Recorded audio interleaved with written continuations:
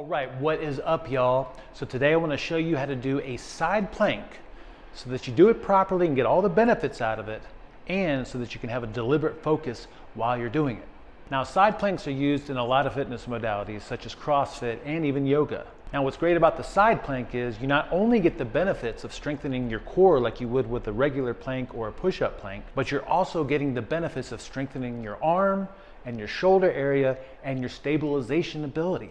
Now, to do the side plank properly, we're going to start by making sure that our wrist and our shoulder are in alignment and they're stacked relatively vertically.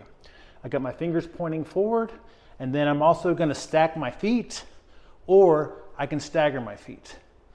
And then from this position, I want to make sure that my head is neutral with my spine, facing forward, and that my body is nice and rigid. What I want to avoid here is bending at the waist in either direction towards the ground or up towards the sky, or compensating by leaning forward or leaning back. Now, another variation that we like to add to this side plank is with our arms up, and in this position the goal is to have the arms in alignment and everything completely stacked. Now, as you're holding the side plank, you want to make sure that your body is tight, your core is engaged, and then also that your shoulder feels nice and stable. Now, modifications for the side plank, I can always come down to one knee, and ideally the knee is going to be right underneath the hips, or I can also go to both knees if I need to.